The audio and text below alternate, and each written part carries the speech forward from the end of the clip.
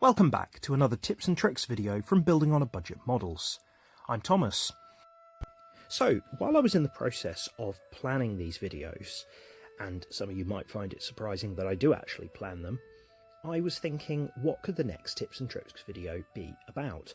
The channel's been going for nearly 7 months now, but I realised that there are probably quite a few little tips and tricks which appear in some of my build series, which you may not have seen. You may not watch all of my videos, you may have only watched one of my videos, you may have never watched one before.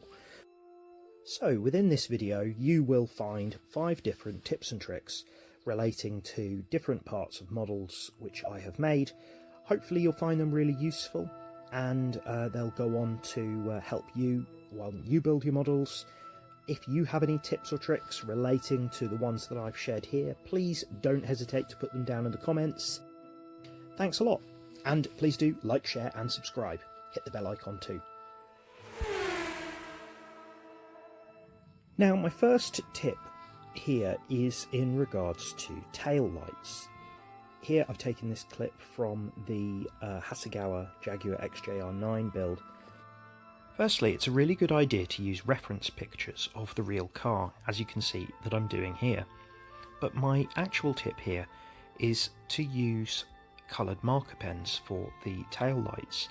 I've never actually used translucent paint, orange paint, red paint, things like that. Instead, coloured Sharpies such as the fine point ones that I'm using here, I find are really accurate.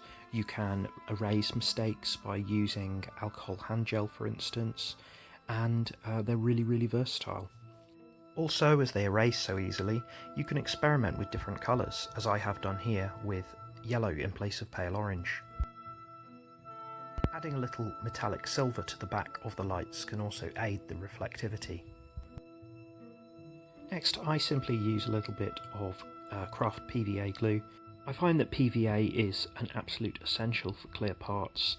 It dries clear and can be removed really easily and won't react with the plastic as CA glue or polycement might. One thing to consider with these pens though is that they do run when on contact with some decal solutions, so be careful if you're going to apply decals to any surfaces which use these. Alright, on to tip number 2. Now, in this day and age, we probably have quite a lot of wires lying around which either don't work or don't have any function. I cut this one open and you can see that it has lots of different thickness and different colours, and simply cutting one of the lengths of this is a really good way of detailing up engines, as you can see here.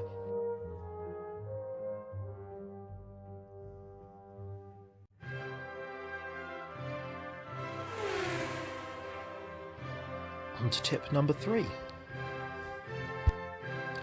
Now we return to the Sharpie. If you have a look at a real headlight, you'll notice that there is a thin rubber trim around the outside. And running a marker pen, such as the Sharpie, around the edge of that has a really good effect to make the light look more realistic and make your models look a little less toy-like. As you can see here,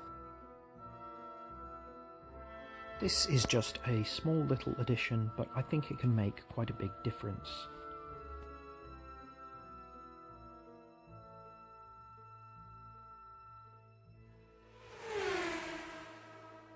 On to tip number 4.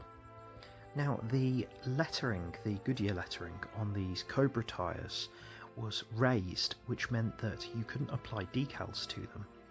So, how did I paint them? Well, I tried a few different methods, but the one that I found worked the best was to get a cocktail stick or something similar and to sharpen it to as thin a point as possible. I then used acrylic light sky grey matte, and acrylic's very important because it dries very quickly and also it can be scratched off very easily. If you were to put enamel down on this, it probably would never dry. This I found worked really well. You might need to continually go back and sharpen the stick a little bit because it might get a bit blunt, but I'm pretty happy with how this turned out.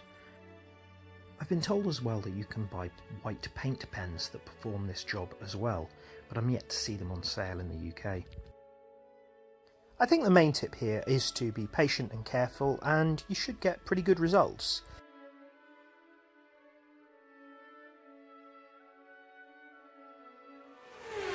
And on to our final tip of the 5.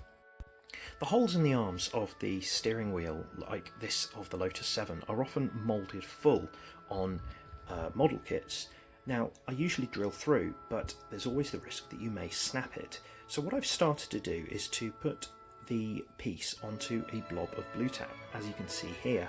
Now that kind of cushions the drill whilst you're going through and allows the pressure to be spread across the whole part rather than just the place where you're drilling.